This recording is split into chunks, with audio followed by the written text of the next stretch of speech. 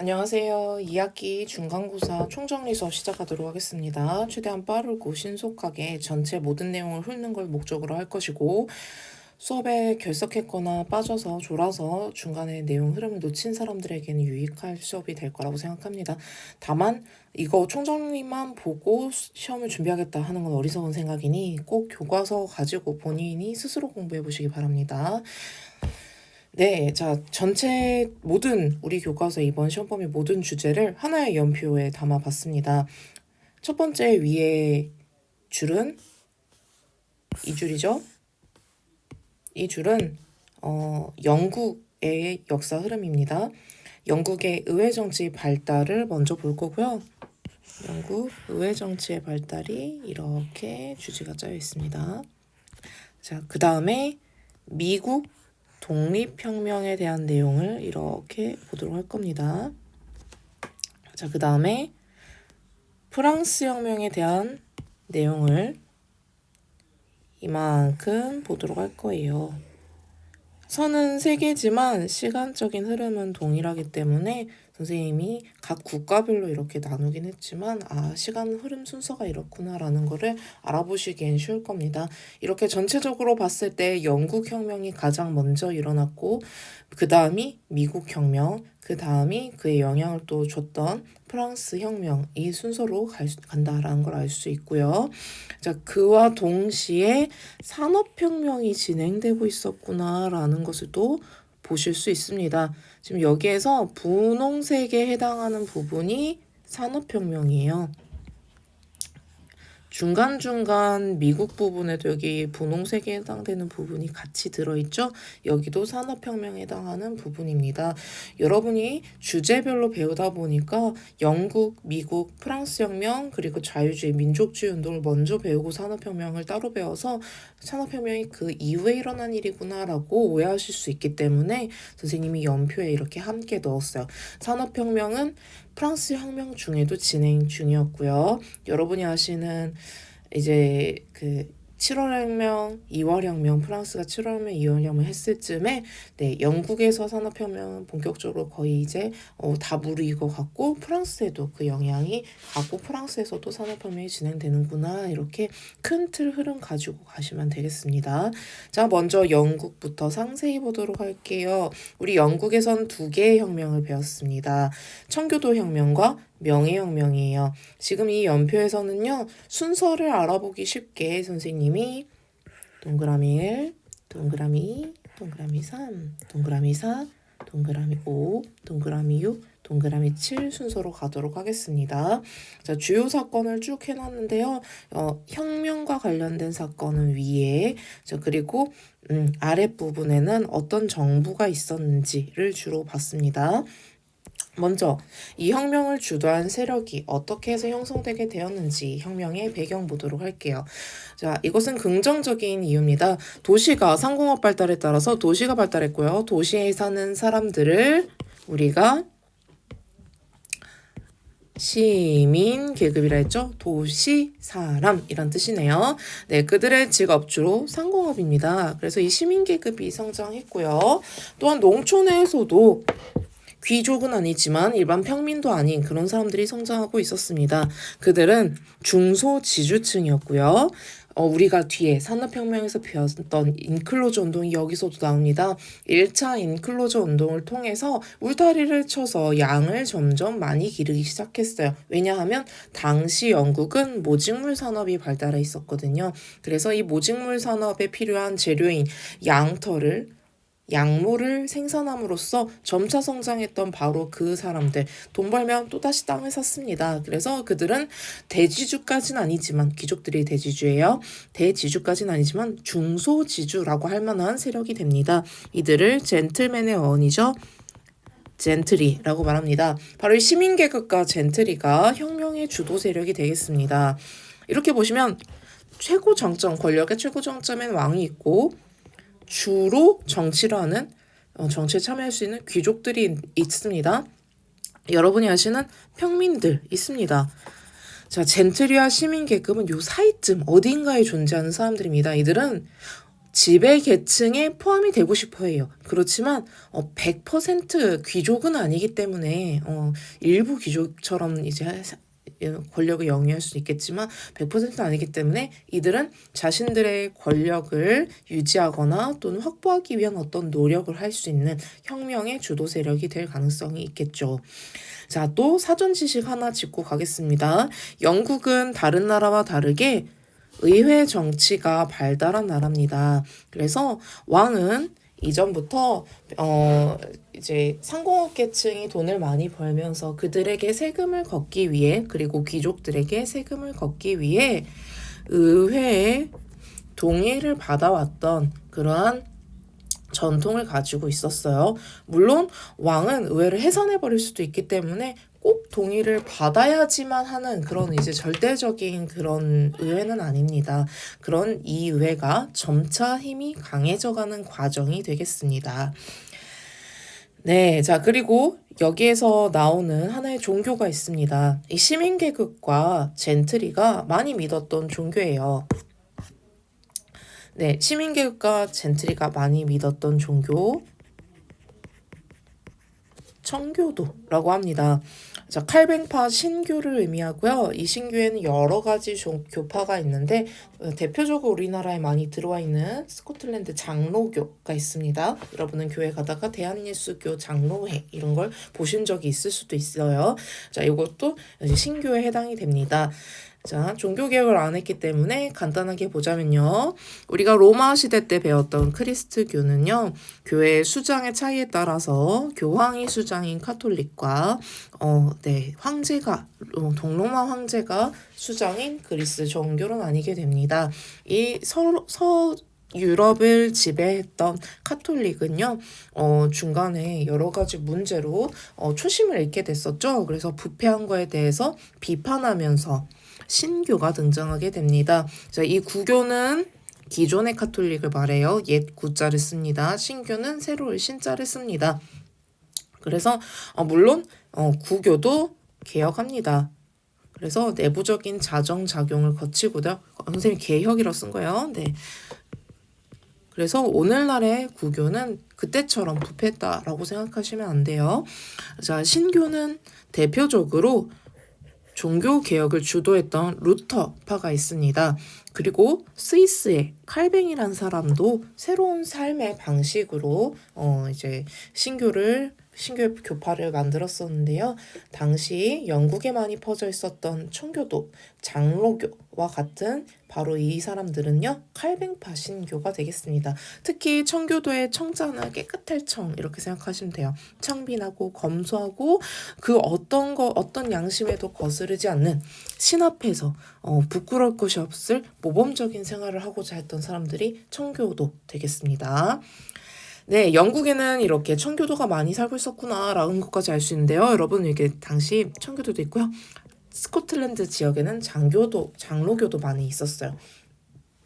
그리고 선생님이 생략했던 것 중에 이것도 있었습니다. 영국 국교회.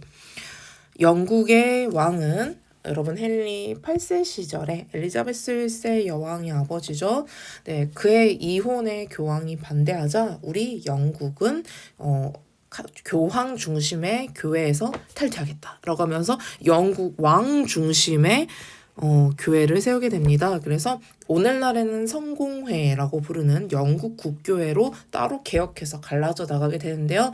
그래서 여러분이 지금 현재 영국을 보실 때 영국 지도 잠깐 보겠습니다. 회색 부분이 유럽이고요. 초록색, 연두색 부분이 영국대예요.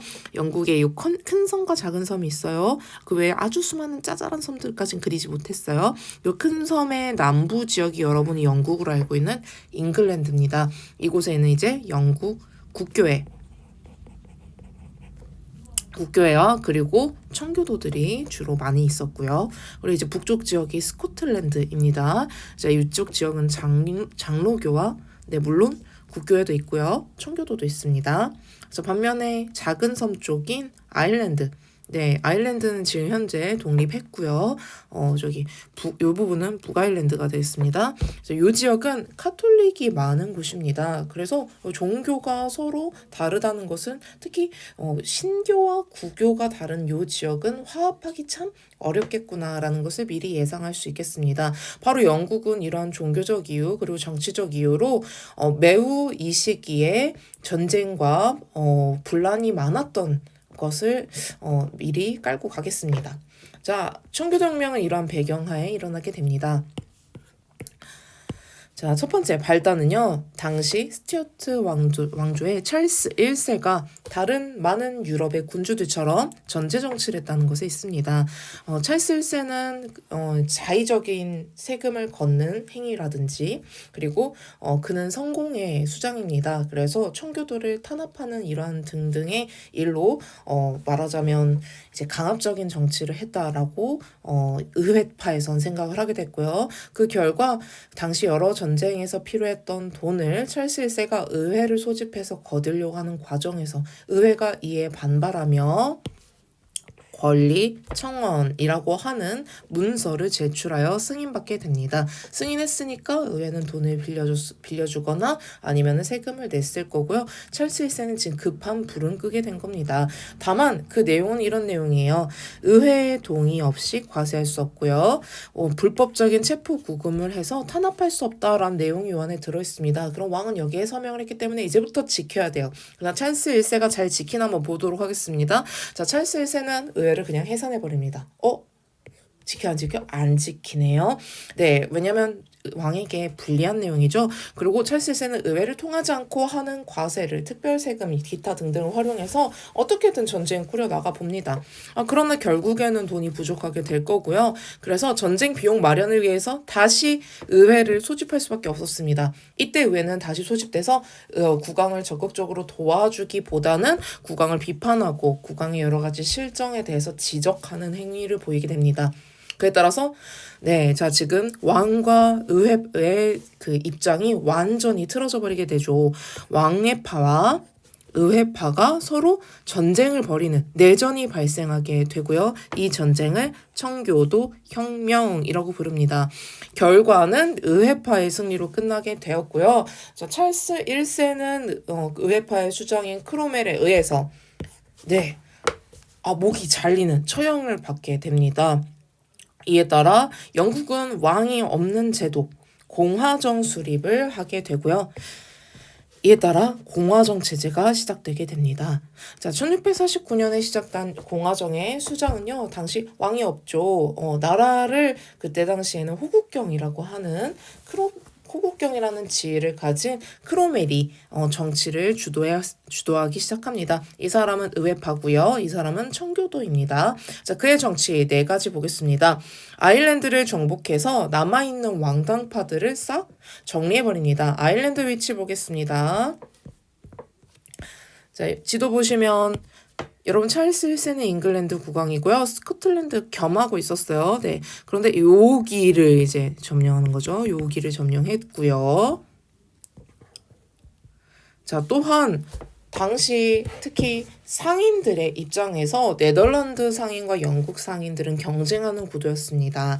그래서 영국과 교역하는 모든 나라들은 영국과 영국 식민지의 배를 이용해야 된다. 그 외의 배, 예를 들어 네덜란드 배는 이용할 수 없다라고 하며 네덜란드 배가 들어올 수 없게 합니다. 이렇게 함으로써 무역에 있어서 네덜란드에게 타격을 주기 위한 보호하는 법을 하나 만들게 되는데 이 법을 항해법이라고 합니다. 그가 의회파의 수장이고 의회파에는 시민계급 상공업에 종사하는 계층이 많았기 때문에 이들의 요구를 이제 대변하고 있다라고 할 수 있고요.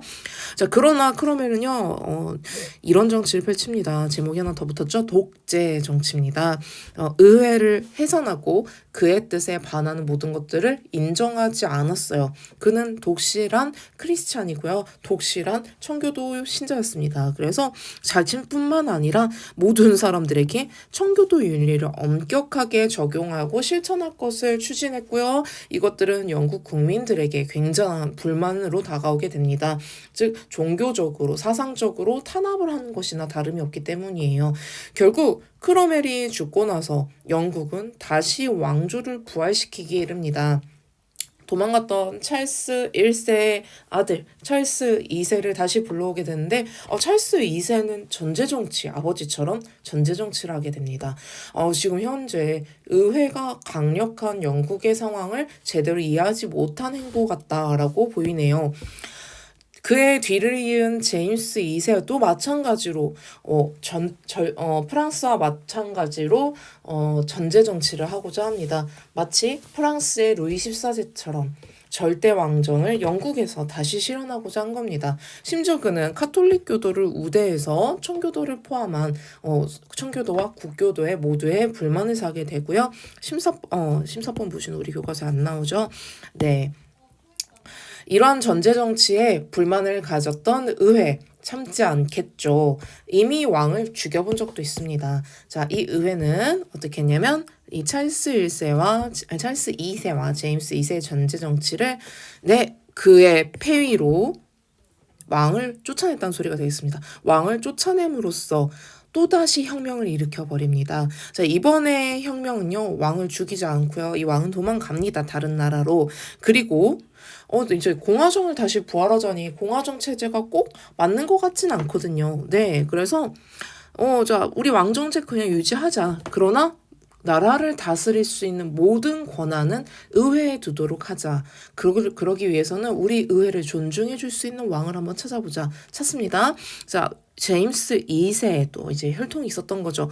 메리라고 하는 공주가 있었습니다. 이 공주는 이미 네덜란드 총독이었던 윌리엄과 결혼을 했어요. 그리고 종교 신교입니다. 와, 신교야. 우리 청교도인데 청교도도 신교예요? 딱 맞겠죠. 코드가 맞을 겁니다. 그를 다시 불러서 공동 왕으로 저희 영국을 다스려주세요 라고 요청을 하고요. 메리와 윌리엄은 이를 받아들입니다. 자, 그리고 바로 다음 해 의회는요, 권리장전이란 것을 만들어서 메리와 윌리엄의 승인을 받게 됩니다. 이 권리장전의 내용을 요약하자면 대부분 이런 내용이에요. 의회에 권한 없이 뭐 할 수 없다. 의회에 땡땡 없이 뭐 할 수 없다. 의회에 권한 없이, 의회 허락 없이, 의회 뭐 없이. 자, 보니까 의회의 권한을 굉장히 강조하고 보호하고 있다는 걸 알 수 있습니다. 의회가 하는 일은 뭐냐면 법을 만드는 일이에요. 이 의회에서 만든 법을 국왕조차도 함부로 무시하거나 없앨 수 없다는 얘기가 되겠습니다. 이 말은 곧 무슨 의미냐면 왕조차도 법에 의해서 다스려야 된다. 즉 입헌 군주제에 대한 내용이라고 볼 수 있습니다. 네, 이제부터 왕 위에 법이 있을 것인데 이 법을 누가 만들어요? 의회가 만들어요. 그렇기 때문에 왕은 있지만 본인이 이 모든 정치를 주도하는 전제 정치를 행할 수 없게 됩니다. 자, 즉 군주의 절대주의가 아니라 의회 정치의 토대를 이때 마련했다라고 볼 수 있겠죠. 이렇게 해서 입헌 군주제 토대를 마련한 영국은 메리와 윌리엄 이후에 앤 여왕이 등극하게 됩니다. 이 앤 여왕 시기에 영국은 어마어마하게 많은 식민지를 확보하고 그리고 영국 여러 섬들을 통일한 결과 그레이트 브리튼이라고 하는 대영의 제국의 칭호를 얻게 됩니다. 자, 그런데 문제가 하나 발생합니다. 이 이후에 앤 여왕의 후계자가 없었던 거죠. 그래서 먼 친척 저기 직계 말고 반계라도 찾아봐 해서 찾아봤더니 독일에 있었던 거죠. 자, 독일의 하노버 왕가가 열리게 됩니다. 자, 이 하노버 왕조의 조지 1세는요, 영어를 잘하지 못했어요. 그래서 모든 행정 업무를 의회에게 의탁하게 됩니다. 맡겼다라는 소리가 되겠습니다. 그래서 의회가 왕의 내각을 이제는 함께 책임져 버립니다. 그래서 법도 만들고 이 법을 직접 시행까지, 집행까지 하는 내각 책임제의 전통이 이때 마련되게 되었고 이 결과 왕은 군림하나 통치하지 않는다라고 하는 영국 의회 정치, 내각 책임제 정치의 전통이 이때 확립되게 됩니다. 이렇게 해서 영국의 의회 정치 끝나게 되고요. 한참 청교도들이 열심히 박해당하던 그때, 이 찰스 1세 때 청교도가 열심히 박해당하고 있었죠? 기억나시나요? 자, 이 박해당한 청교도들은 청교도 혁명에 참여하기도 하고 명예혁명에 참여하기도 했지만 대다수의 사람들은 영국에 남아있지만 일부 사람들은요, 저 멀리 떠나갑니다. 우리가 꼭 여기에 살아야 될 이유가 없지. 종교의 자유를 찾아서 또는 경제적인 새로운 기회를 찾아서 새로운 대륙으로 가게 되는데 이미 원래 있었지만요. 이때 항로가 발견이 되었었잖아요. 네, 맞아요. 아메리카로 떠나게 됩니다. 자, 이때 아메리카로 떠났던 사람들이 차츰차츰 모입니다. 네, 종교적으로 혼란스러웠던 17세기 유럽, 영국도 혼란스럽고요. 전체 유럽 전체가 다 종교의 혼란 도가니였어요. 매일매일 전쟁이 일어나고 있던 그런 시기였습니다. 이때 영국인 다수가 북아메리카로 이주하게 됩니다. 그래서 아메리카에 영국의 식민지가 생기게 됐고요. 이 아메리카 영국 식민지에는 물론 본래 거주하던 아메리카 원주민 살고 있어요. 그 원주민 옆 배틈에 껴서 누가 살기 시작하냐면 영국인들이 이주해서 살기 시작한 겁니다. 이 영국인들은요, 조금씩 그들의 영토를 넓혀갑니다. 자, 미국 혁명은 이렇게 시작이 돼요. 미국 혁명의 배경 보겠습니다. 첫 번째 배경, 17세기 정치 종교적 이유로 영국인의 아메리카 이주가 증가함에 따라서 이곳에 13개의 식민지가 설립되게 됩니다. 자, 이 아메리카 식민지는요, 본국 영국의 간섭 없는 자치를 이미 누리고 있었고요. 자치는 스스로 통치하는 겁니다. 그래서 간섭을 받고 있지 않았기 때문에 갑자기 등장하는 간섭은 이 사람들에게 큰 불만을 초래할 거예요. 자, 두 번째 배경 보겠습니다. 당시 프랑스와 영국은 전 세계에서 식민지를 이유로 다투고 있었습니다. 유럽에서는 7년 전쟁이 있었고요. 그리고 아메리카 식민지에서는 프렌치 인디언 전쟁이라는 것이 벌어지고 있어서 영국 정부에 아주 큰 군사비 부담이 있었습니다. 그래서 영국 정부는 이렇게 생각하기 이릅니다. 이거 아메리카 식민지를 위해서 하는 건데 아메리카 식민지 사람들이 부담해야 되지 않느냐. 그래서 영국 정부의 재정 궁핍을 아메리카 식민지에 세금을 부과함으로써 해결하려고 합니다. 그 세금이 인지세, 이거 영어로 스탬프 액트예요. 그래서 종이에 공식 문서에 도장을 찍어주고 세금을 받는 것이었습니다. 그리고 차에 세금을 부과하는 등 여러 가지 과세 시도를 하게 되고 이 시도는 식민지 주민들의 반발을 불러오게 됩니다. 이 식민지 주민들은 우리는 영국 정부 안에 의회에 우리의 대표를 보낸 적이 없다. 그러므로 우리의 대표가 없는 곳에 그들이 결정한 내용을 우리는 받아들일 수 없다라고 말합니다. 영국 의회 정치의 그 내용이 지금 다시 또 등장하고 있네요. 의회의 동의 없이 과세할 수 없다. 이 의회의 동의 없다는 소리는요. 아메리카 식민지 주민들의 대표가 영국 의회에 포함이 되지 않았으니 우리는 과세할 수 없다. 이런 의미가 되겠습니다. 자, 위치 한번 볼게요. 자, 대상을 건너온 영국인들은 아메리카 동부 해안의 13개 식민지 보니까 굉장히 지금 영토가 그렇게 넓진 않습니다. 미국 전체를 다 점령한 게 아니라는 거 보시면 되겠고요. 13개 식민지를 세우게 됐다라는 거 보시면 되겠습니다. 이 13개 식민지의 독립운동이에요. 자, 첫 번째 사건은 차와 관련된 사건이었습니다. 영국 동인도에서는 왕의 허가로 그들이 가져온 차를 아메리카에 팔 수 있게 됩니다. 자, 어마어마하게 많은 물량의 여러분 이 차는 마시는 차예요. 네, 티가 들어오게 되자 요즘 영국의 상인들이 굉장히 곤란하게 됐습니다. 차의 가격이 확 떨어지게 생긴 거예요. 그들은 돈을 벌 수 없게 된 거죠, 말하자면. 그래서 사람들은 아메리카 원주민으로 분장해서 인디언으로 분장한 다음에 분장한 다음에 동인도에서 배에 실어온 차를 바다에 던져버립니다. 이 항구 이름이 보스턴이었기 때문에 이 사건을 보스턴 차 사건이라고 부릅니다. 식민지 주민들은 이러한 영국 정부에 대한 저항을 환영했고 환호했습니다. 그러나 영국 정부가 보기에는 굉장히 기분 나쁘죠. 왕의 결정에 대해서 정면으로 반대한 셈이니까. 자, 그래서 영국 정부는요, 이들을 탄압하게 되고요. 자, 그에 따라 식민지 사람들은 뭉쳤습니다. 대륙회의, 영국이 섬이잖아요. 여기는 아메리카 대륙이잖아요.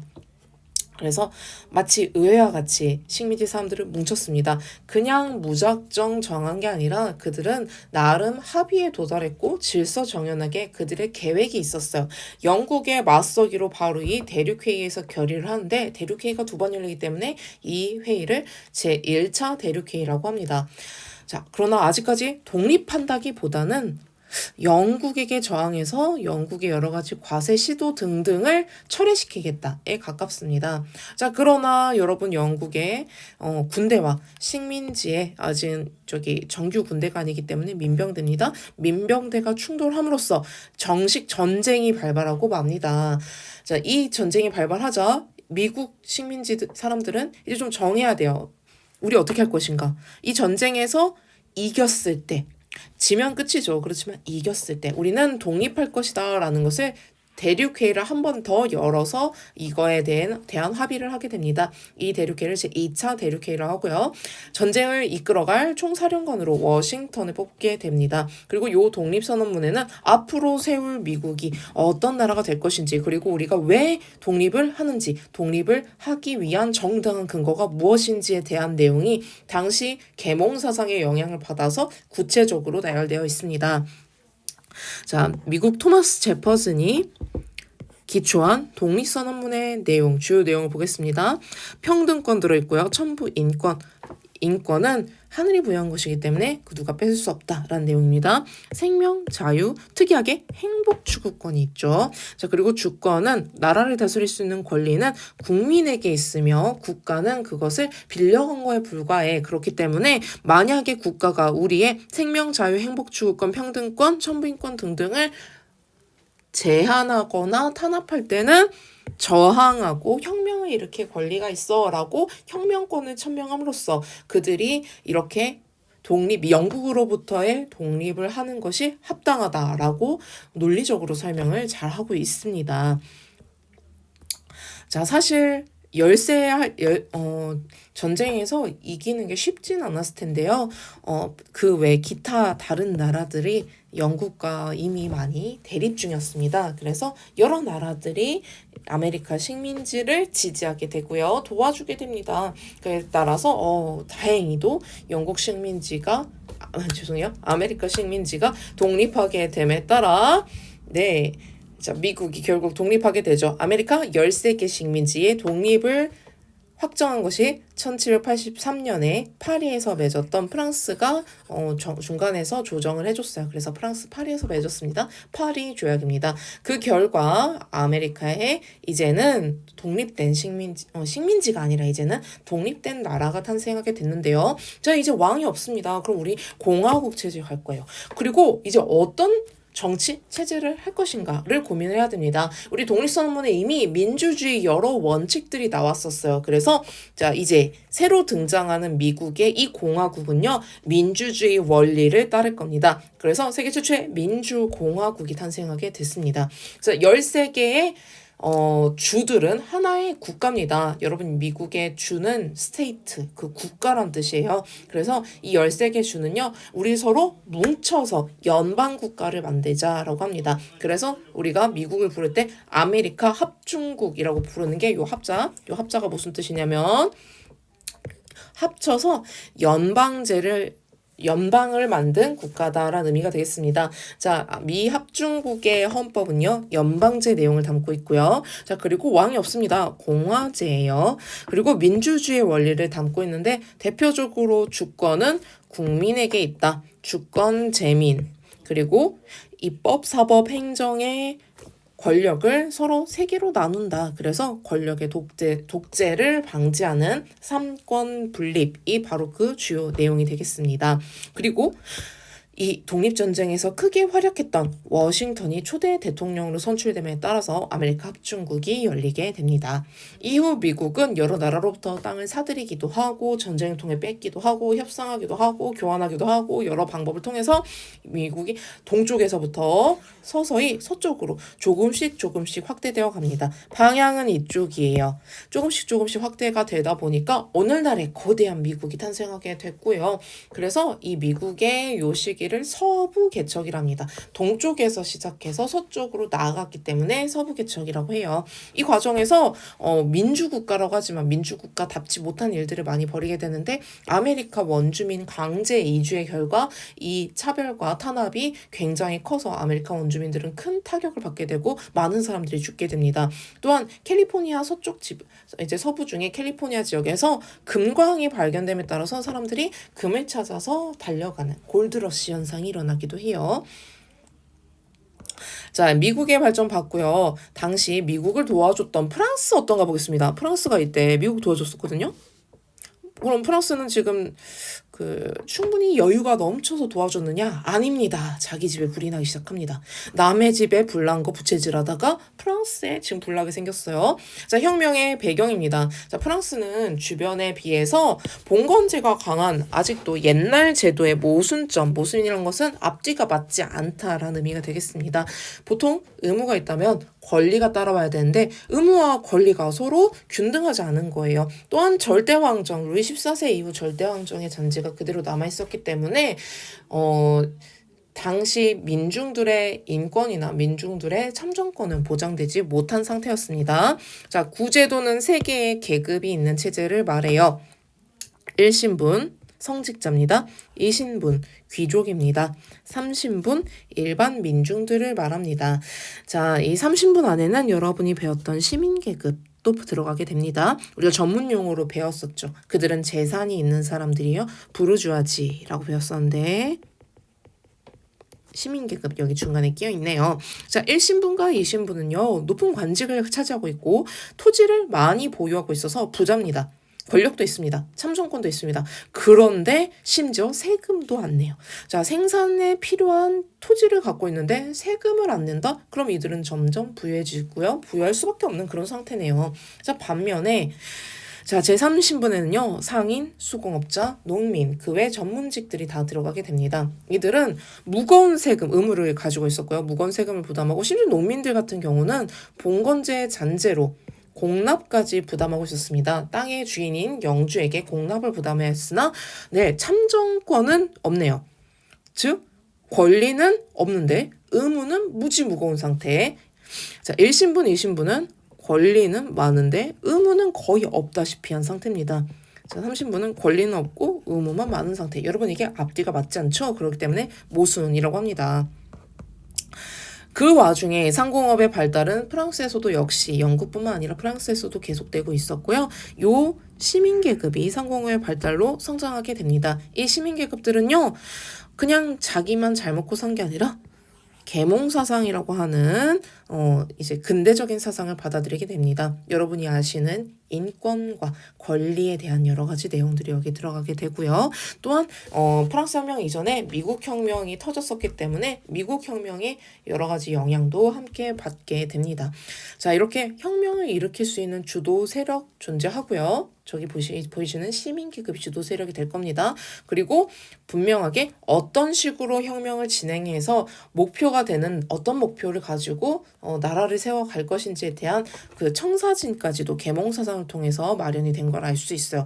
그냥 소요 사태, 그냥 폭동이 아니라 분명한 계획을 가지고 일어났던 일이었습니다. 자, 그러나 시작은 왕이 하죠. 당시 루이 14세의 손자였던 루이 16세는 미국의 요 전쟁에 참전한 결과 안 그래도 할아버지 때부터 수많은 전쟁을 통해서 재정이 매우 곤란한 상태였는데 더욱더 재정이 곤란한 상태에 이르게 됩니다. 여기에 전쟁과 궁정생활, 베르사유 궁전만 봐도 알다시피 굉장히 화려한 생활을 했고요. 요 생활을 유지하는 데는 굉장히 많은 돈이 듭니다. 그래서 재정이 궁핍해졌어요. 요 국이 아니라 궁이에요. 궁핍해집니다. 이것을 해결하기 위해 루이 16세 쉽게 돈을 버는 방법이 있죠. 세금입니다. 그래서 과세를 위해서 세 신분회를 소집합니다. 1신분, 2신분, 3신분. 그래서 3개예요. 그래서 요 3개의 신분을 모인 회의다 해서 3신분회라고 합니다. 보통 세금 거둘 때 동의를 받기 위해서 소집을 합니다. 그러나 문제는요. 이 3신분회 결정 방식이 다수결이 아니라 신분별 표결 방식이었다는 것입니다. 신분별 표결 방식은 이런 뜻이에요. 1신분 1표, 2신분 전체가 1표, 3신분 전체가 1표입니다. 그렇다면 1신분과 2신분 입장에선 세금을 안 내는 특권이 있기 때문에 이 둘이 세금 걷는 것에 찬성을 해버리면 세금 걷는 것에 3신분만 반대를 해도 세금을 결국 3신분이 내야 되는 게 됩니다. 이거는 부당하죠. 그렇기 때문에 3신분들은 이걸 주장합니다. 저희 이렇게 신분 전체가 한 표씩 갖는 거 말고요. 머릿수대로 표결하게 해주세요. 1신분 100명이면 100표.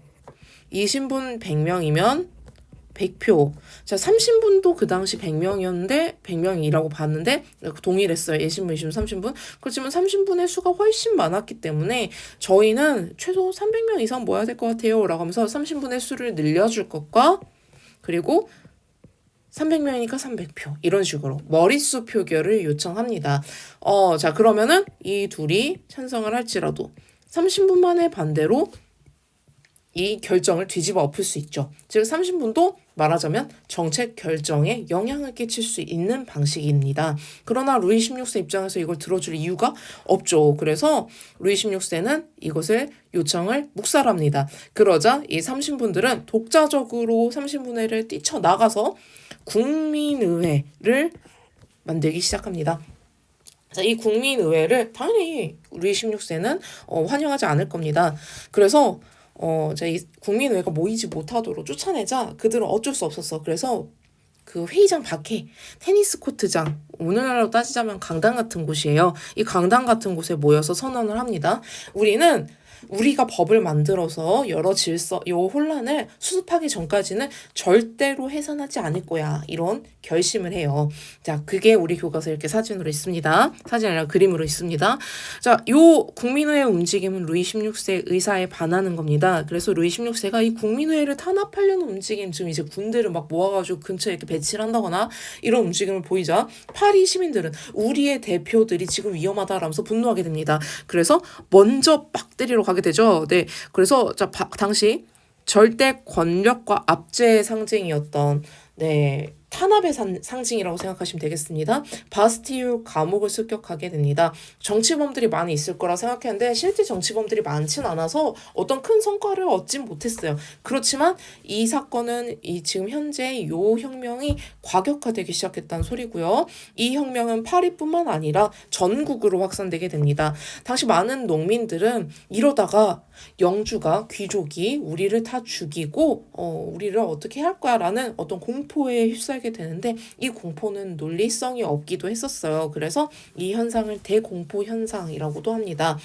그 결과 농민들이 각지에서 폭동을 일으켜서 영주를 살해하거나 영주의 성에 있는 봉건적인 문서, 즉 농노 문서 이런 것들을 불태우거나 하는 그런 일이 벌어지게 됩니다. 깜짝 놀란 국민의회. 이 사람들은요 시민계급이에요. 재산이 있는 사람들이거든요. 즉 그렇기 때문에 이 농민들의 이와 같은 사유재산을 파괴하는 행위는 굉장히 위험하게 보였습니다. 그래서 농민들을 어떻게든 진정시킬 필요가 있었어요. 그래서 농민들이 원하는 지금부터 봉건제를 폐지하겠습니다 라고 하면서 기존의 여러 구제도의 모순들을 한 방에 빡 일소시켜버립니다. 그리고 우리가 원하는 것은 바로 이거예요. 폭력과 말살, 폭력과 화재가 아니라 이거예요. 인간과 시민의 권리를 위해서 우리는 지금 노력할 거예요 라고 하면서 이 혁명 문서를 발표하게 됩니다. 이걸 줄여서 인권선언이라고도 부르죠. 인권선언. 자, 요 인권선언의 내용 잠깐 보도록 하겠습니다. 자유, 평등. 네, 인권 그 자체죠. 그리고 인간이 태어나면서부터 당연히 생기는 권리다. 자연권. 그리고 우리 국가를 다스릴 수 있는 권리는 국민에게 있다. 주권, 재민. 그리고 소유권이 여기 그래서 나옵니다. 시민계급이잖아요. 재산이 있는 부르주아지예요. 그렇기 때문에 이 소유권은 심지어 이렇게까지 말합니다. 신성불가침의 권리이다. 엄청나게 강조하는 걸 알 수 있습니다. 자, 그래서 여러분이 프랑스 혁명을 부르주아 혁명이라고도 부릅니다. 왜냐하면 재산이 있는 사람들이 시민계급이 주도가 되어서 벌였던 혁명이기 때문이에요. 자, 이렇게 질서를 잡기 위해 국민의회가 노력을 했습니다. 그렇지만 지금 현재 프랑스는 계속해서 경제 위기인 상태예요. 농촌에서는 저 대공포 현상으로 난리가 났기 때문에 당연히 추수 현황이 좋을 수가 없었고요. 당시 파리는 빵이 부족하게 이르릅니다. 많은 엄마들이 길거리로 나왔고요. 그들의 분노는요. 빵의 행진. 10월달에 있었기 때문에 선생님이 10월 폭동이라고 써드렸는데요. 빵의 행진을 벌이게 됩니다. 어디로 갈 거냐면 베르사유 궁전으로 갈 거예요. 책임자는 누구예요? 왕이잖아요. 그래서 국왕 부부에게 우리에게 빵을 달라 라고 하는 그러한 요구를 하게 됩니다. 자, 그들이 원했던 것은 왕이 파리로 돌아오는 것이었습니다. 그래서 국왕 부부를 마치 연행하듯이 둘러싸고 파리의 궁전으로 옮겨버리게 됩니다. 자, 베르사유에 있던 국왕이 파리로 옮겨지게 됐어요. 국왕은 지금 굉장히 국왕뿐만 아니라 왕비 포함해서 신변의 위협을 느끼게 될 겁니다. 자, 이런 신변의 위협은 결국 이런 결과를 가져오게 됩니다. 자, 국왕은 지금 국내에선 좀 위험한 것 같아 라고 생각하면서 나라 밖으로 탈출하려고 하는 시도를 벌이게 됐고요. 이러한 시도는 국민들이 그 당시 파리 민중들이 국왕에 대해서 굉장히 실망하게 되는 결과를 가져오게 됩니다. 이것은 실패로 끝나게 됐고요. 루이 16세는 굉장히 큰 이미지 실추만 얻게 됐어요. 그리고 이 국민의회는요, 헌법을 제정하게 됩니다. 이 헌법이 91년도에 제정이 되어서 선생님 91년 헌법이라고 썼을 뿐이에요. 이 헌법은요, 요겁니다. 왕에게서 그의 권한을 가져와서 우리 민중들이 통치를 하자라고 하는 입헌 군주제를 실시하는 내용입니다. 그리고 이 입헌 군주제를 실시하기 위한 의회를 만들어야 되잖아요. 이 의회의 의원들을 뽑을 때 선거를 할 텐데 이 선거에는요, 재산에 따라서 선거권을 제한하자라는 그러한 조건을 넣게 됩니다. 즉 모든 사람이 다 선거권을 얻게 된 게 아니기 때문에 이 91년 헌법은 아주 천천히 개혁하는 온건적인 개혁이다라고 볼 수 있습니다. 그러면 아직 선거권을 얻지 못한 사람들은 불만을 갖고 있겠죠. 자, 이 91년 헌법에 따라서 의회가 구성되게 되는데 이 의회를 입법의회라고 하게 됩니다.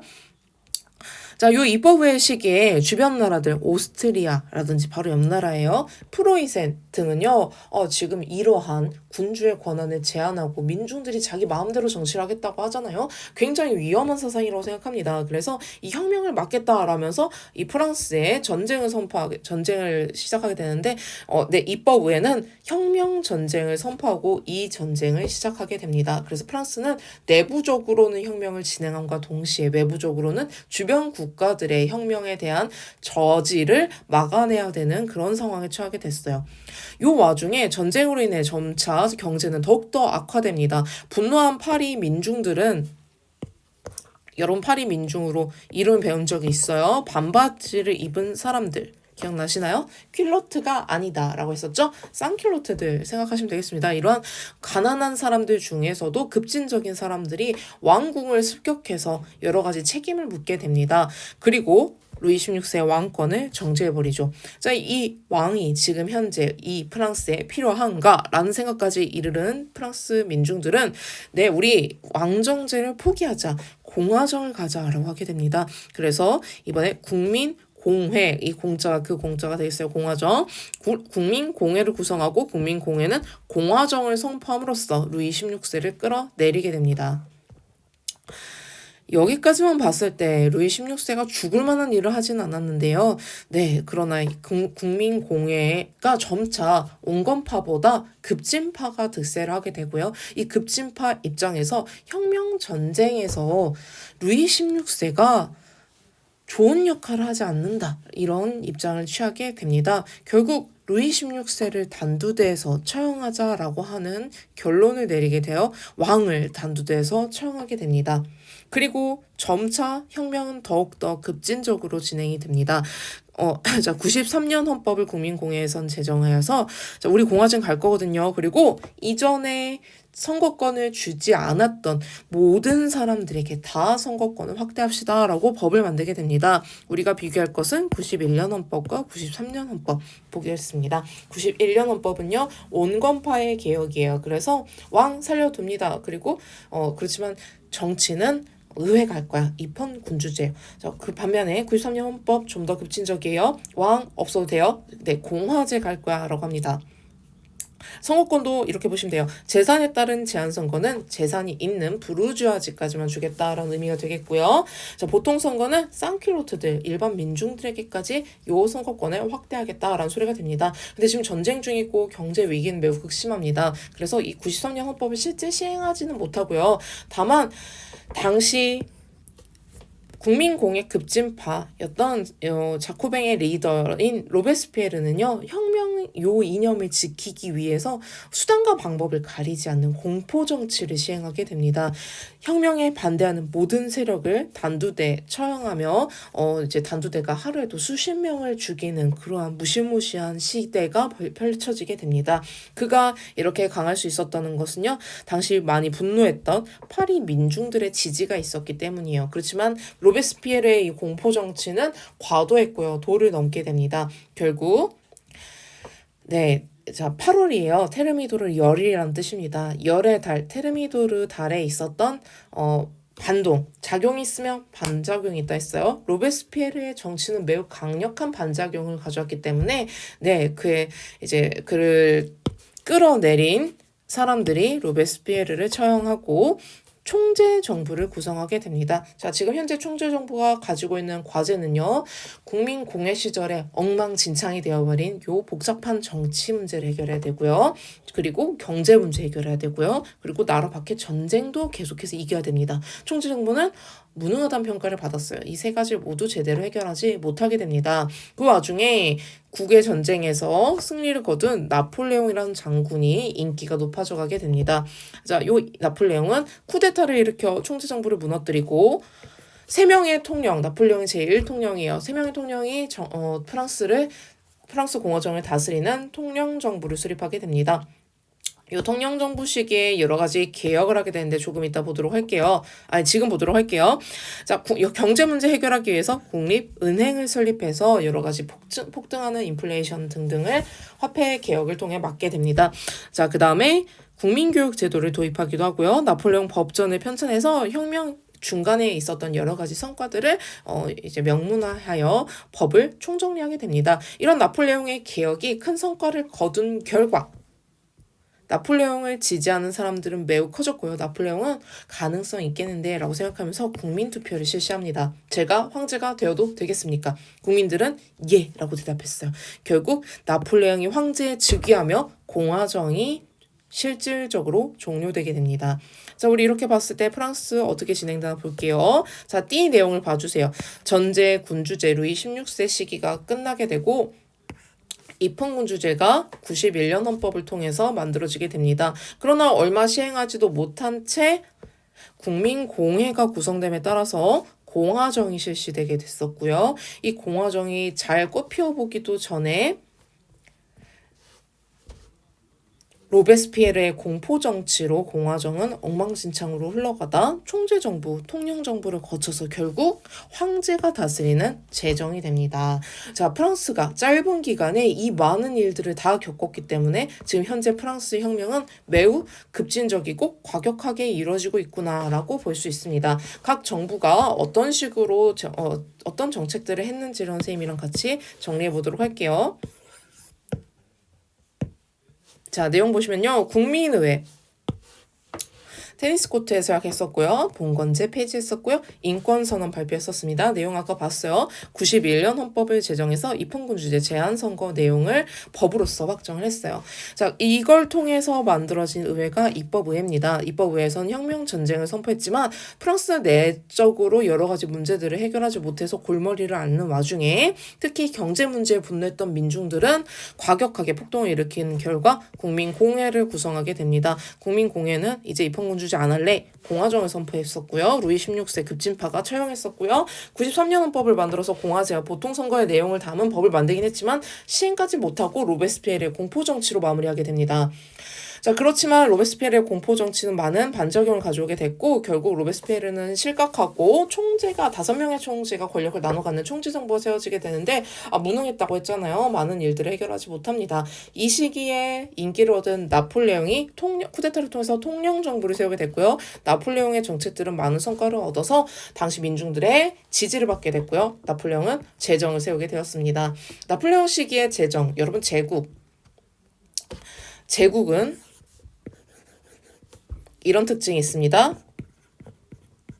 영토를 확장한다는 특징이에요. 네, 나폴레옹의 시대를 제국이라는 것은요. 프랑스가 영토를 어마무시하게 확장하는 전쟁을 했다는 소리가 되겠습니다. 이제 혁명을 지키기 위한 전쟁이 아닙니다. 나폴레옹이 프랑스의 영토를 확장하기 위한 나폴레옹 전쟁을 이어서 시작하게 될 겁니다. 자, 그동안 혁명을 막기 위해 애썼던 나라들이 또 요 프랑스를 막기 위해서 또다시 뭉치게 됩니다. 오스트리아, 네, 러시아도 있었고요. 나중에 독일이 되는 프로이센도 있고요. 영국도 여기에 들어갑니다. 네, 프랑스와 프랑스에 져서 협력하는 국가가 된 나라들을 제외한 나머지 전 유럽이 대프랑스 동맹에 들어갔다라고 보시면 됩니다. 대프랑스 동맹은 프랑스에 대항하는 동맹입니다. 자, 이 나폴레옹 전쟁의 전개는 매우 복잡하고 길지만 우리 교과서에 나온 내용만 정리하도록 할게요. 육지에서 전쟁이 일어납니다. 오스트리아 격파예요. 프로이센 격파예요. 그를 도우러 온 러시아까지 격파합니다. 반면에 영국에서는 트라팔가르 해전에서 넬슨 제독에게 짐에 따라서 프랑스가 패배했죠. 해전에선 지고 육지에서는 다 이기는 결과를 갖게 됩니다. 당시 신성 로마 제국에 있었던 이제 독일의 나라까지 해체해버리면서 유럽 대부분을 정복함으로써 프랑스는 아주 큰 영토를 갖게 됩니다. 그렇지만 지금 거슬리는 게 영국이죠.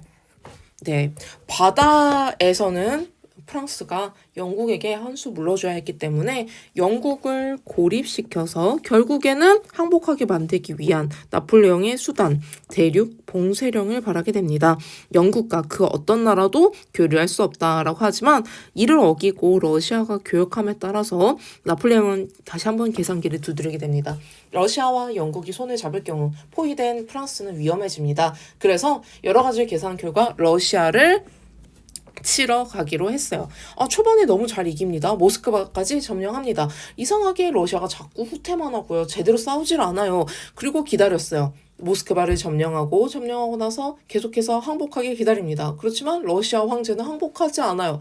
에잉, 어쩔 수 없구나 하면서 돌아가는 그때 겨울이 시작됩니다. 여러분 어떻게 됐는지 보셨죠? 네, 나폴레옹은 러시아가 아니라 겨울에 졌어요.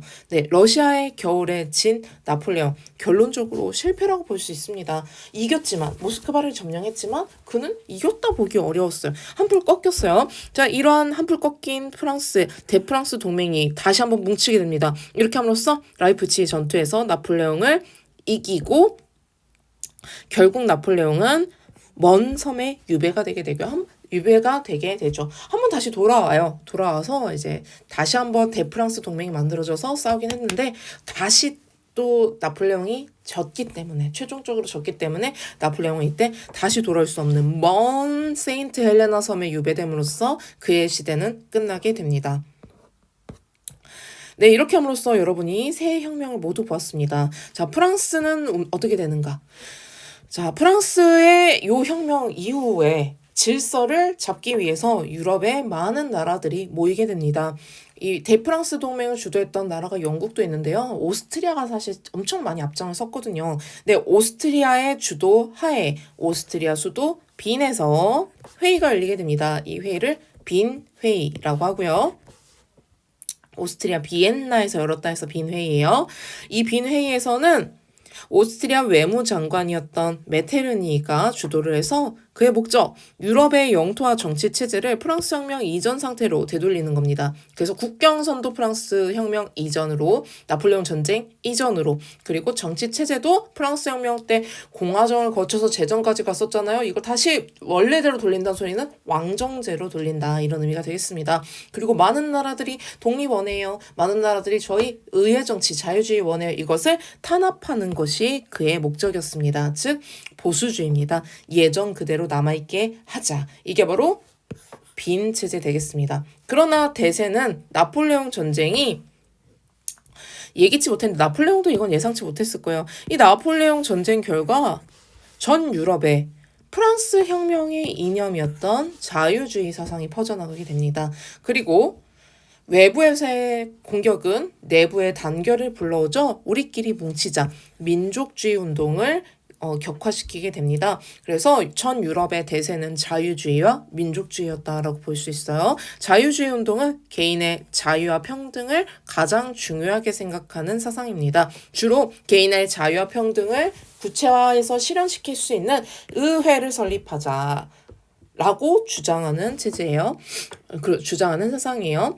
그래서 민족주의에서는요, 이 민족이 만약에 다른 나라로부터 지배를 받고 있다면 독립시키자, 또는 민족이 여러 개로 쪼개져 있다면 통일시키자라는 방식으로 나타나게 될 겁니다. 그래서 그들의 궁극적인 목표가 무엇이냐면 국민 국가를 만드는 것이 목적이에요. 자, 어떤 식으로 진행이 되었었냐면요. 생략한 것도 있었죠. 그리스는 독립전쟁을 벌이게 됩니다. 결국 그리스 독립전쟁은 성공해서 오스만 투르크로부터 영국과 러시아의 도움을 받아 성공했어요. 영국과 러시아는 빈체제에 동의했던 나라들인데 네, 시작부터 흔들리고 있다는 소리입니다. 이 빈체제라는 것은요. 자, 영국에서는 자유주의 개혁이 천천히 일어나고 있었습니다. 의회 주도의 점진적인 개혁이 있었고요. 이 운동 차티스트 운동 위에서 배워보도록 할게요. 자, 러시아에서는요. 여러 개혁들이 있었는데 다 실패했어요. 그중에 선생님 꼭 알았으면 좋겠다 했던 것이 황제 주도의 개혁이었습니다. 왜냐면 러시아에서는 여러 가지 계몽 사상들이 많이 전파되지 않았던 상황이고요. 산업혁명도 많이 늦었어요. 그렇기 때문에 황제 주도 하에 위로부터의 개혁이 시행됐고요. 그중에 핵심적인 것은 프랑스는 이미 프랑스 혁명 중에 봉건제를 폐지함으로 인해서 농노가 없어졌는데요. 자, 러시아는요, 이때 황제의 명령을 없애게 됩니다. 농노 해방령을 이제 선포하게 되는데, 이게 농노에게 그의 몸값을 갚을 것을 요구했기 때문에 실질적으로 큰 효과가 바로 보이진 못했습니다. 그래서 큰 즉각적인 효과가 없었고요. 결국 알렉산드르 2세가 암살됨으로써 그의 아들 시대 다시 보수적으로 반동하는 정치가 일어나게 되므로 러시아 개혁은 더 미뤄지게 됩니다. 이탈리아는 통일을 이루게 되고요. 민족주의로. 독일도 통일을 이루게 됩니다. 민족주의. 미국은 남북전쟁이 터져서 노예가 해방되기에 이르러요. 자유주의 맞죠? 조금 이따가 상세히 배워보도록 할게요. 라틴 아메리카도 자유주의와 민족주의에 따라서 독립을 이루게 됩니다. 자, 이것이 대세예요. 자, 먼저 프랑스부터 보도록 하겠습니다. 프랑스의 자유주의, 민족주의 운동. 자, 프랑스는 부르봉 왕조가 부활함에 따라서 샤를 10세가 돌아왔습니다. 왕정제로 다시 돌아왔다는 소리예요. 자, 이 왕정제로 돌아온 샤를 10세는 이전에 어떤 혁명으로부터 뭔가 배운 걸 많지 않았던 것 같아요. 그래서 다시 전제 정치로 돌아가고자 합니다. 의회를 해산하고 언론의 자유를 억압하는 등 왕이 자의적으로 통치를 하려 했고요. 프랑스 사람들은 이미 혁명의 맛을 봤어요. 그들은 경력자입니다. 다시 한번 혁명을 일으키게 되죠. 프랑스 7월 혁명이 1830년에 일어나게 된 이유는 바로 이 샤를 10세 전제 정치 때문이었습니다. 자유주의 세력과 파리의 시민 중에서 유상계급이 주로 이제 주도하게 됐었는데 무상계급도 함께 싸웠어요. 그래서 파리 시민 안에 다 들어있습니다. 유상계급, 무상계급. 그들은 자유주의자였던 루이 필리프 왕족이에요. 그를 추대해서 자, 그는 깨어있는 왕족이었습니다. 전제정치 아니고 우리 입헌 군주제 합시다. 저는 의회가 권리를 가져야 된다고 생각합니다. 라고 했던 그런 왕이에요. 네, 사랑스러운 사람이죠. 그래서 입헌 군주제를 실시하게 됩니다. 자, 입헌 군주제를 실시했으나 요 7월 왕정은 7월 혁명을 통해서 세워진 왕정을 7월 왕정이랍니다. 루이 필리프의 7월 왕정은 한계가 있었습니다. 그도 결국엔 왕족이었고요. 소수의 부유한 시민에게만 선거권을 부여했고요. 납세액을 기준으로 이걸 정합니다. 그에 따라서 당시 프랑스는 1830년대 프랑스는 산업혁명을 뒤늦게 시작하고 있는 중이었거든요. 네, 영국의 산업혁명이 어느 때쯤이냐면요. 네, 요 때쯤입니다. 이때쯤이 언제냐면요. 약 18세기 1700년대라고 보시면 되겠습니다. 그러니까 지금 프랑스는 영국보다 한 100년 조금 느리나 한 몇십 년, 한 7, 80년 느리다고 보면 돼요. 이 영국의 산업혁명을 드디어 이제 받아들여서 프랑스에도 우후죽순같이 그 여기저기 공장들이 세워지고 있는 그런 상태였단 말이죠. 즉 노동자가 늘어나고 있다라고 보시면 되겠습니다. 산업혁명으로 늘어난 요 노동자는 참정권을 얻지 못하게 된 거예요. 나도 열심히 싸웠는데 어째서? 불만 가질 수밖에 없겠죠. 자, 두 번째 혁명이 그래서 발발하게 됩니다. 이 두 번째 혁명은요, 결국에 왕족 믿을 수 없어. 네, 공화제 실시하자라고 가게 되는 2월 혁명입니다. 7월 혁명보다 2월 혁명이 나중이에요. 2가 7보다 적은 숫자지만 1848년이니까 18년 뒤에 일어났거든요. 자, 2월 혁명의 결과 중소시민층과 노동자층이 주도해서 그들의 선거권까지도 확대합니다. 그래서 우리가 오늘날 선거의 4대 원칙인 보통선거를 이때 시행하기로 해요. 21세 이상의 성년이 남자이면 모두 다 투표권을 얻는다. 그러나 여러분 여기도 한계가 보이죠? 성년 남자입니다. 네, 여자가 아직 투표권이 없습니다. 그래서 여성 참정권 운동은 계속해서 19세기 이후에 이어져 나가게 될 겁니다. 자, 프랑스의 2월 혁명은 여러 나라에 영향을 줬는데요. 특히 바로 옆 나라 오스트리아에 영향을 주게 됩니다. 이 오스트리아에서 2월 혁명의 영향을 받아서 자유주의 혁명이 일어나게 되고요. 빈 체제 자체가 붕괴되고 메테르니는 추방되게 됩니다. 자, 이렇게 봤을 때 대세는 자유주의, 민족주의죠. 네, 안타까운 것은 이 공화정은 짧게 끝나게 되고요. 다시 프랑스에는 재정이 시작되게 되는데 여기까지는 우리 교과서에 나오지 않기 때문에 우리 프랑스의 2월 혁명으로 공화정이 세워지게 되는구나까지 보도록 하겠습니다. 자, 다음 영국의 자유주의 혁명 가겠습니다. 자, 우리 첫 번째 줄이 영국이었죠. 자, 영국은 영국 혁명이 끝나고 나서 대략 영국 혁명이 1688년에 명예혁명이 있었기 때문에 대략 150년 지났나요? 네. 의회 정치 전통이 이미 자리 잡았어요. 그래서 영국 혁명의 특징이 있습니다.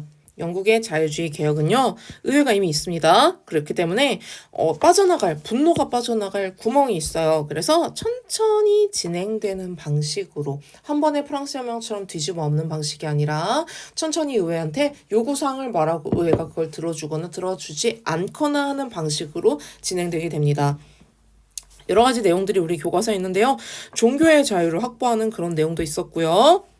경제적으로는 자유주의 경제체제를 확보하는 그런 내용도 있었습니다. 여러 가지 규제와 관련된 공물법, 항해법을 폐지하는 그런 내용이 있었고요. 자, 그렇지만 우리가 조금 더 집중해서 봐야 될 것은 정치적인 면에서 선거권 확대와 관련된 내용이었습니다. 자, 첫 번째 선거권 확대가 있었습니다. 산업혁명으로 노동자들이 많이 만들어져서 노동자들이 많이 늘어나서 이 노동자들은 계속해서 선거권의 확대를 요구하고 있습니다. 의회에 들어갈 수 있는 사람들은 매우 소수에 불과했기 때문이에요. 그래서 확대를 해주긴 하는데 도시의 상공업 계층까지, 이 상공업 계층은 뭘 말하는 거냐면 돈이 많은 사람들입니다. 유산계급까지를 말해요. 그러다 보니까 도시에서 일하는 노동자들 소외되죠? 농촌에서 일하는 노동자들 소외되죠? 물론 여자들도 소외입니다. 그에 따라 이 노동자들 계층은 차티스트 운동을 실시하게 됩니다. 피아노 치는 사람, 피아니스트, 치과 의사, 덴티스트, 차터를 제공하는 사람들, 제출하는 사람들, 차티스트입니다. 자, 이 차터가 한글로 번역하면 인민 헌장입니다. The People's Charter예요. people이 인민. 차터가 헌장입니다. 6개의 주요 항목들이 있는데 이런 내용이었죠. 인민헌장의 내용, 성년 남자의 보통선거가 아주 핵심 내용입니다. 이게 가장 핵심 내용입니다. 그러면 보통선거면 어떤 일정 연령에 도달하기만 하고 남자이기만 하면 투표를 할 수 있기 때문에 이걸 보통선거라고 합니다. 노동자들도 이제 선거를 할 수 있게 된다는 의미죠. 여기도 한계가 보입니다. 네, 남자이기 때문에 여자들이 아직 제외예요. 비밀투표 원칙도 내용이 들어있고요. 의원의 재산 자격을 폐지해서 노동자도 투표할 수 있게 해달라 이런 내용 들어있습니다. 그리고 당시 선거구가 공평하지 않아서 많은 인구가 모여 있었던 도시 사람들의 선거가 투표권이 많이 이제 평가절하되는 문제가 있었기 때문에 인구 비례에 따라서 선거구를 다시 책정해달라라고 하는 인구 비례에 따른 평등 선거구 개정 요구가 있었습니다. 자, 매년 선거 요구도 있긴 한데요. 요건 일단 넘어가고요. 자, 요 내용을 넣은 인민헌장을 120만 명이 동의합니다. 서명을 해서 의회에 제출하게 됩니다. 이쯤 되면 의회가 무시할 수가 없죠. 120만 명이 동의한다니까. 그래서 검토는 했는데 수용하지 않습니다. 아직 시기상조입니다. 땅땅땅 이렇게 결론을 내려요. 즉 바로 성공하진 못했어요. 그렇지만 이후 여러 차례 1차 지났죠. 2차, 3차, 4차, 5차, 6차 선거법 개정을 통해서 천천히 영국은 선거권을 확대해 가게 됩니다. 그래서 영국의 개혁은 자유주의 개혁은 점진적이다라고 말해요. 이렇게 축소해서 보도록 하겠습니다. 1차 선거법 개정이 1838년에 있었는데요. 네, 결국 1918년이 되어서야 21세 이상의 모든 남자의 보통 선거가 보장되게 됩니다. 거의 한 80년 정도 지났네요. 그러나 아직 여자들이 제외되네요. 네, 여자들의 참정권, 여성 참정권 운동은 1, 2차 세계대전을 통틀어서 20세기에 계속해서 진행되게 될 겁니다. 자, 이렇게 봤을 때 여러분 영국의 자유주의 개혁은 산업혁명이 무르익어감에 따라서 노동자들이 강해지고 노동자 계층이 늘어나서 가능했구나라는 것을 알 수 있습니다. 분홍색 글자들이 쭉 함께 진행되고 있죠. 자, 이번에는 미국 보도록 하겠습니다. 미국의 자유주의 개혁은요. 가운데 줄 보면 되겠네요. 초록색 줄입니다. 자, 위가 영국이었어요. 우리 미국은 이만큼입니다. 현재 19세기 중반이고요. 19세기 중반에 영국은 자유주의 개혁을 하고 있다면 프랑스는 7월 혁명, 2월 혁명을 했다면 미국은 산업혁명이 진행되고 있었습니다. 네. 그에 따라서 공장들이 많이 세워지게 되는데 이 공장이 주로 북부에 세워지게 됐던 거예요. 남부는 이미 대농장 경영으로 돈을 많이 벌고 있었기 때문이에요. 그에 따라 산업 구조의 차이가 생기게 됩니다. 자, 이 미국의 남북 전쟁의 배경은요.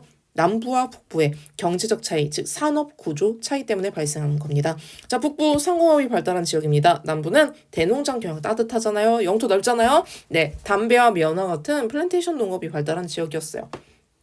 이 지역은 자, 플랜테이션 농업이 발달해서 이 담배 면화를 만들어가지고 뭘 해야 되냐면 수출을 해야 됩니다. 이거 미국 사람들이 다 소비할 수 있는 양이 아니에요. 주로 영국에 수출을 많이 했는데 면화. 그러려면 영국의 수출을 자유롭게 할 수 있는 자유무역 제도를 해야 됩니다. 그래서 이들은 자유무역을 지지했어요. 반면 또 여기에 추가로 대농장 경영에는 많은 노동력이 필요합니다. 이 노동력을 백인들이 다 할 수 없었기 때문에 네, 민주주의 국가라고 하지만 여기까지 민주적이진 못했던 것 같아요.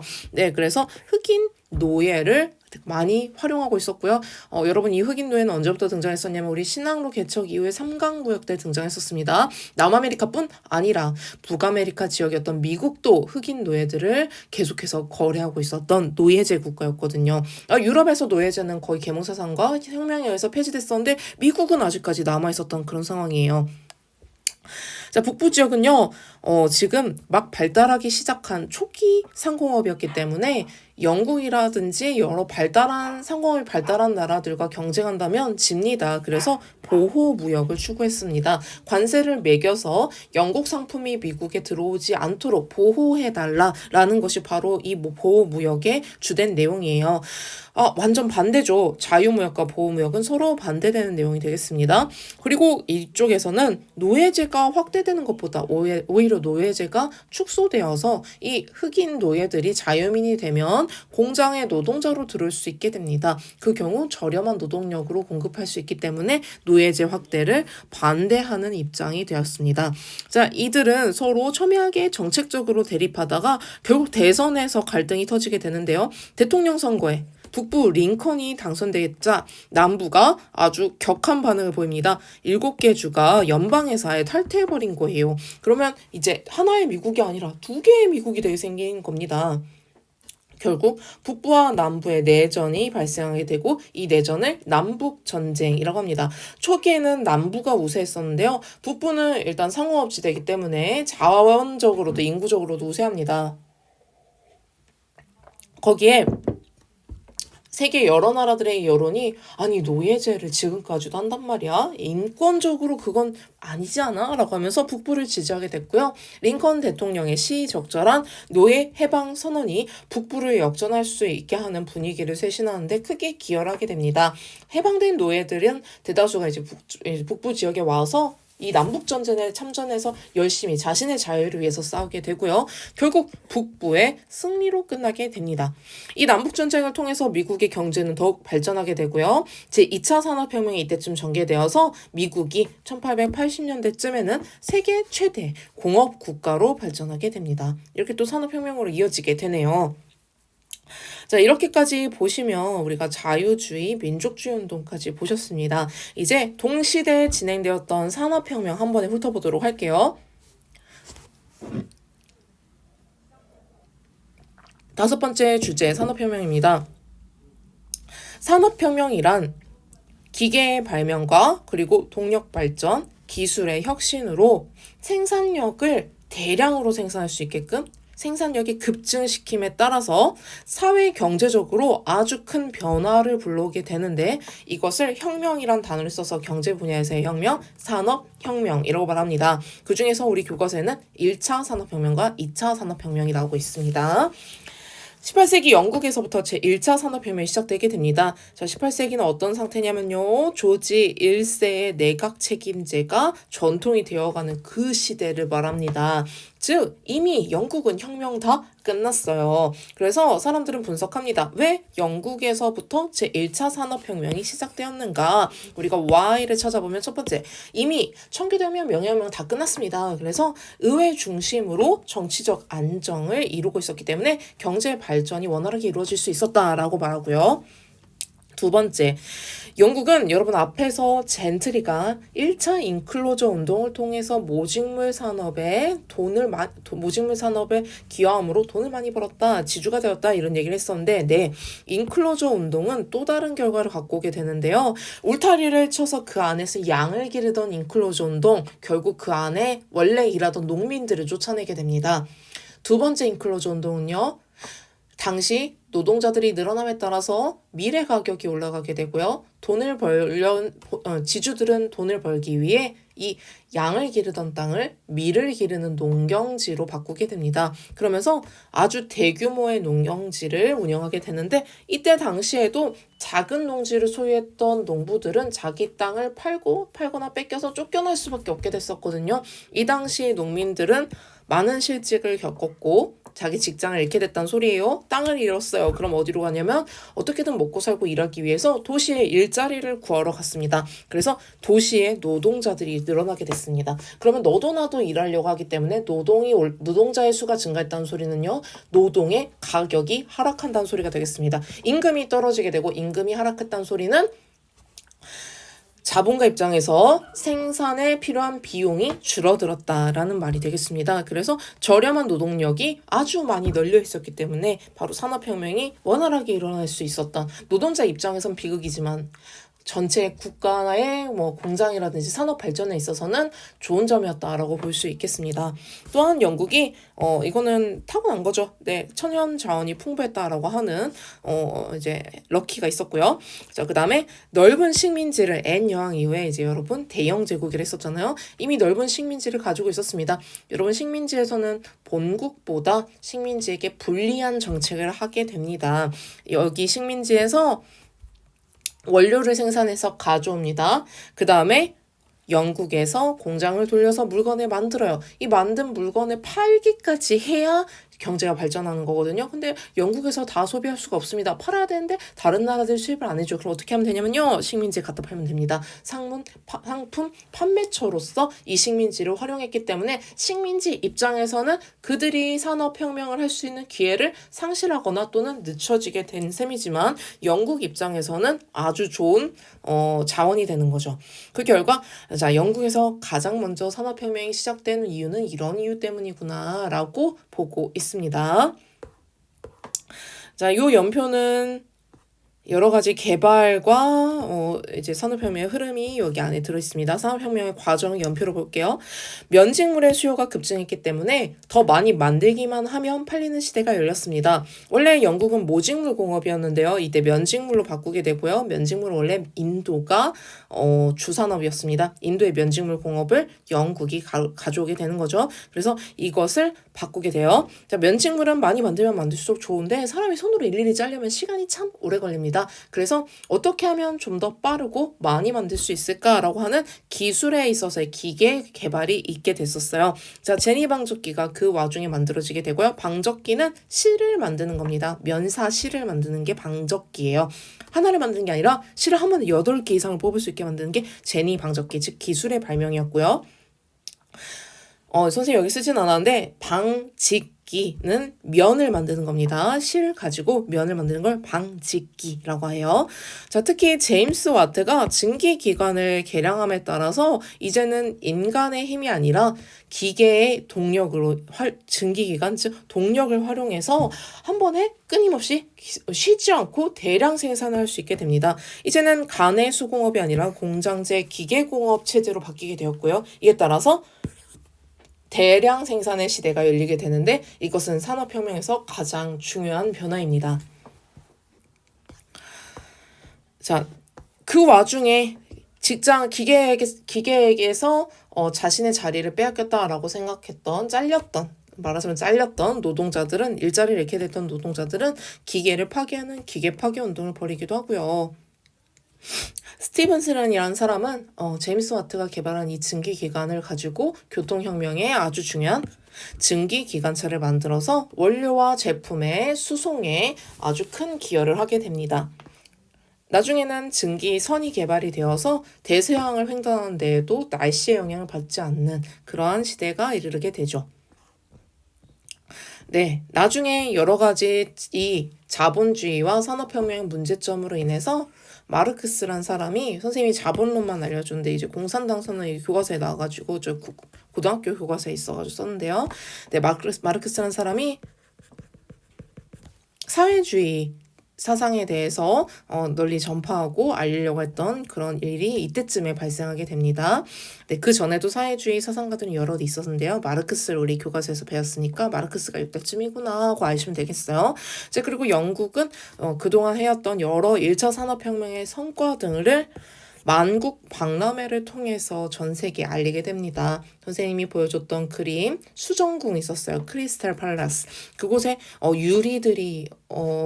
유리로 만든 건축물 보여드렸었는데 이것은 주변 나라들의 큰 충격을 주게 되고 다른 나라들이 자국의 산업혁명을 더욱더 박차를 가하게 되는 그런 자극이 되었습니다. 그래서 이제 영국 만국 박람회를 기점으로 해서 그 전후쯤에 주변 국가들로 영국의 산업혁명이 파급이 된다라고 보시면 되겠어요. 자, 그리고 19세기쯤 되자 2차 산업혁명이 벌어지게 됩니다. 2차 산업혁명은 철강, 기계, 석유학 부분에서 좀 더 기술과 과학이 고도화되어 발달하게 됨에 따라 이제 전화가 만들어지고요. 전기가 만들어집니다. 내연기관, 여러분 증기기관은 외연기관이거든요. 바깥에서 연소하는데 내연기관은 안에서 연소해요. 좀 더 연료를 효율적으로 사용하게 되었고 석탄이 아니라 석유의 시대가 열리게 되었습니다. 그리고 이러한 여러 가지 성과 발명품들을 토대로 미국이 세계 최대 공업국이 된 시기가 바로 요 시기가 되겠습니다. 요 시기는 미국이 남북전쟁을 끝낸 시기와도 연관이 되네요. 자, 이 산업혁명은 긍정적인 게 굉장히 많죠. 네, 그렇지만 부정적인 것도 무시할 수가 없습니다. 자, 대량 생산이 가능해졌고 교통통신이 발전해졌다는 건요. 이런 의미예요. 우리의 삶의 질이 높아졌고 그동안 누릴 수 없었던 옷 한두 벌이었지만 이제 옷 수십 벌을 입을 수 있게 됩니다. 저렴해짐에 따라서 풍요로운 물질 문명을 우리 모두가 누릴 수 있게 됩니다. 그리고 인간의 삶은요. 편리해졌어요. 이거 포기할 수 없죠. 자, 이에 따라서 이윤 추구를 긍정하는 자본주의 경제가 발달하게 됩니다. 자본주의 경제란 생산수단의 토지와 자본과 노동 중에 뭐가 제일 중요하다? 자본이 제일 중요하다라고 여기는 게 바로 자본주의 경제다. 선생님이 이렇게 간략하게 이렇게 소개한 적이 있었어요. 반면에 이 부정적인 면이 큽니다. 이 토지, 자본, 노동 중에 자본이 가장 중요하기 때문에 권력에 있어서의 비대칭의 문제가 발생해요. 자본가 노동자 중에 자본가가 훨씬 더 권력이 강한 거죠. 그 결과 분배에 있어서 자본가가 대다수를 가지게 되고 아주 많은 수의 노동자는 이윤을 적게 분배받게 됩니다. 이 자본가는 1명이고 노동자가 1000명이라면 노동자 1명은 보이지도 않는 요만큼의 내용을 받게 될 거예요. 이윤이 요만큼 받게 된다면 가난한 노동자는 계속해서 가난해지고 그리고 부유한 자본가는 계속해서 자신의 자본을 늘려갈 겁니다. 이것을 뭐라 하냐면요. 가난한 사람과 부자의 차이, 빈부격차라고 합니다. 이 빈부격차가 커지는 문제가 발생하게 됩니다. 그리고 자본가의 이윤 추구를 긍정하는 자본주의 체제상 노동자의 여러 가지 문제들을 외면하게 됩니다. 예를 들어 노동자가 먹고 살려면 돈을 받아야 돼요. 그렇지만 임금이 노동자에게 주는 돈이 적으면 적을수록 이윤을 늘릴 수 있기 때문에 임금을 낮추려고 노력하게 됩니다. 그리고 노동자는요, 하루에 적정 시간을 일하지 않으면 병에 걸리거나 다치거나 또는 아프거나 심하면 과로하기까지 합니다. 본인의 삶을 영위할 수 없게 되죠. 그렇지만 자본가 입장에서는 장기간 일하면 일할수록 생산을 많이 할 수 있기 때문에 이윤을 늘릴 수 있습니다. 노동자의 장시간 노동도 문제가 됩니다. 또한 안전한 작업 환경은 돈이 듭니다. 그래서 안전시설이 미비해서 위험한 작업 환경 또는 위험한 화학 물질들을 노동자가 직접 만지게 하는 여러 가지 문제들이 발생해서 다치거나 불구가 되는 사람들이 늘어나고요. 불안한 고용, 즉 자본가가 언제든지 이 권력관계 때문에 언제든지 노동자를 해고할 수 있었기 때문에 노동자들은 이 고용 불안에 시달리게 됩니다. 러다이트 운동도 이래서 발생한 거죠. 노동자들이 부당 해고를 당한 결과 우리가 기계 때문에 부당 해고를 당했어 라면서 기계 파괴 운동을 벌였던 그런 일이 있었어요. 이 기계 파괴 운동이 러다이트 운동입니다. 자, 거기다가 아주 어린 아이들에게도 노동을 시키고 그럼 이 아이들은 교육받지 못하고 가혹한 노동 환경에 혹사당한 결과 성장이 제대로 이루어지지 못하거나 다치거나 또는 일찍 죽게 될 겁니다. 거기다가 성인보다 훨씬 약하기 때문에 성인에게 학대당하는 경우도 많았어요. 자, 이러한 인권 문제가 너무 크게 발생했다라는 것이 이 산업혁명, 자본주의의 문제가 됩니다.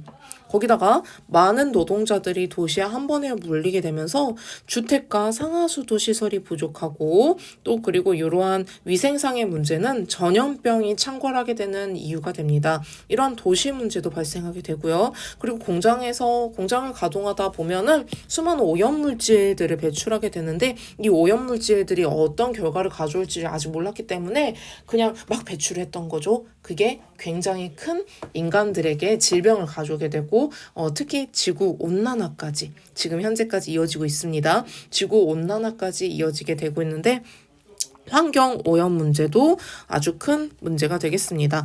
이 중에서 이 자본주의 체제에 노동 문제, 자본주의 구조상 노동 문제가 발생하게 되는데 이 노동 문제를 비판하면서 등장했던 것이 바로 사회주의 사상 되겠습니다. 자, 노동 문제, 빈부격차 둘 다 비판하고 있어요. 자, 자본가가 이윤을 독점하고 노동자는 비참한 삶을 살 수밖에 없는 이러한 분배 구조 등 자본주의의 모순을 비판하면서 등장하였고요. 이러한 비판 일부 맞는 말입니다. 그래서 우리가 이 비판을 잘 받아들여서 여러 가지 문제점들을 고쳐나갈 수 있겠죠. 그런데 이 사회주의 사상에서는요, 좀 극단적이에요. 이 모든 것은 자본가가 있기 때문이야 라고 하면서 개인의 재산 소유, 개인의 생산 수단 소유를 부정합니다. 이 말은 토지를 개인이 가질 수 없다. 돈을, 공장을 개인이 소유할 수 없다. 어떻게 하자? 사회가 소유하게 하자라고 하는 겁니다. 이 사회가 소유한다는 것을 이렇게 말합니다. 공동으로 소유한다. 자, 사유재산이 아니라 공동 소유를 할 거고요. 생산수단을 공동 소유해서 함께 생산하고 함께 이제 나눠 가지자라고 말합니다. 그러면 빈부격차는 줄어들고 없어지게 될 거야. 평등사회가 될 거야 라고 그들의 이상이에요. 이러한 이상적인 세상을 꿈꾸는데 이러한 이상적인 세상을 꿈꾸는 대표적인 사상가 마르크스 있었습니다. 칼 마르크스는 자본론이라고 하는 책을 서술했고요. 이 책에서는요, 노동자가 계급투쟁을 해야 된다라고 말합니다. 요 계급투쟁이란 요런 계급을 말해요. 자, 이거 경제 계급입니다. 재산을 가지고 있는 유산 계급이 있고 재산이 없는 무산 계급인데 우리 이미 요 영어를 배웠어요. 유산 계급을 부르주아라고 배웠죠. 부르주아지. 네, 그래서 그동안의 혁명은 부르주아지 혁명이었어. 근데 이제는 노동자, 없는 사람들의 혁명이 일어나서 이 자본주의 체제는 무너지게 될 거야 라고, 사회주의 국가가 세워지게 될 거야 라고 그는 이제 예언을 했는데, 거의 예언이었죠. 근데 실제로 나중에 여러분이 배우실 사회주의 국가인 소련이 세워지게 됨에 따라서 진짜 세워졌네 하게 됩니다. 자, 그 계급투쟁이 이런 의미예요. 노동자들이여 단결하라. 단결해서 뭐하라? 부르주아지 중심으로 흘러가고 있는 이 자본주의 체제 국가를 전복시켜라, 뒤집어 엎어라 라고 하는 과격한 혁명을 부르짖습니다. 자, 이렇게 산업혁명의 긍정적 결과, 부정적 결과까지 보게 되었고요. 이 문제점을 지적하는 사회주의 사상이 등장하게 된 것까지 봤습니다. 영국이 세계 최대 공업국이 되었지만 결국에는 나중에 2차 산업혁명의 후발주자로 등장한 미국과 독일에게 이제 선두주자를 빼앗기게 됐었죠. 여러분, 요 다음에는요, 이 산업혁명이 고도화됨에 따라서 다른 나라들까지 영토를 확장해서 그 지역을 가지고자 했던, 전 세계가 땅 따먹기 시대에 돌입했던 제국주의를 우리 기말고사 때는 배우게 될 겁니다. 그래서 우리 여기까지 1차 지필고사 범위 모두 총정리 완료하였습니다. 5가지 주제 열심히 반복하면서 복습해주세요. 감사합니다.